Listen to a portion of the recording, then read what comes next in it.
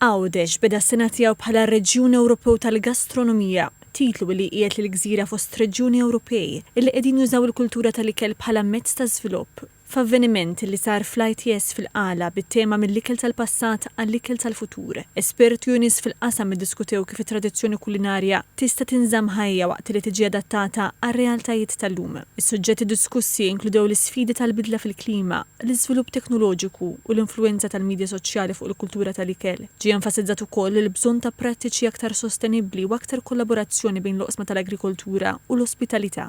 Fl-attività ntwera kif issir il-ftira Awċija, kif spjegat il-manager responsabbli mill-proġett fih dan Reġjun Għawdex, Naomi Gallia.